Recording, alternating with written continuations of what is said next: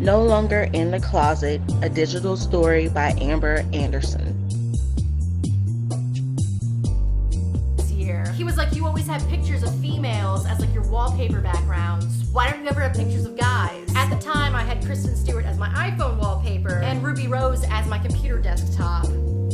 So clearly that makes me a homosexual. Beginning of this year, I was 19 and I had already come to terms with the fact that I like girls. I had come out to my inner circle of friends and I had gotten to the point for the first time in my life that I was so okay being me. I would not have gotten to that point if it wasn't for the people I was hanging around. I was friends with people who were very okay being themselves. At first, everything was okay. My dad told me that he would always love me. Until he leaned in to give me a hug. And as he has me in his arms, he says, "But you're still going to hell." He told me I had 2 days to tell my mom or I couldn't live there anymore. I wasn't ready to tell my mom because I knew my mom wouldn't be okay with it. I ended up taking my mom to the soup plantation because I'm like, well, you can't kill me if we're in public. She told me that our relationship would never be the same and that being gay is something that's cool in my generation. So I'm pretending to be gay and trying to be gay to fit in. Which wasn't okay, because it wasn't like, hey, you're gay, I get it, but I don't respect it. It was, hey, you're straight, you're trying to be something else, and I feel sorry for you. And that f***ed me up for a long time.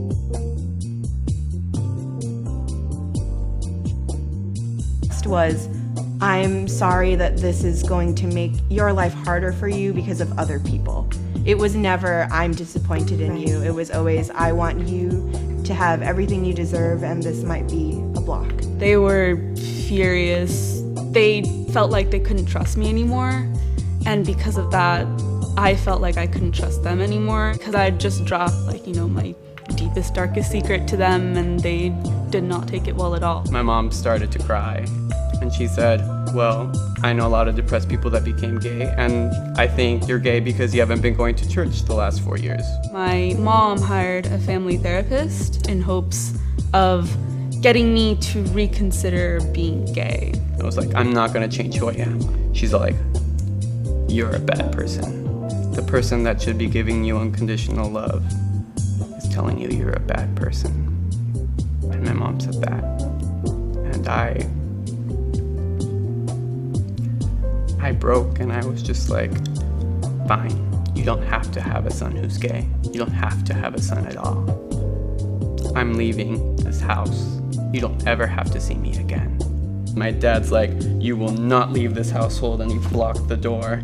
And then they all came and hugged me, and they were like, we love you, please stay.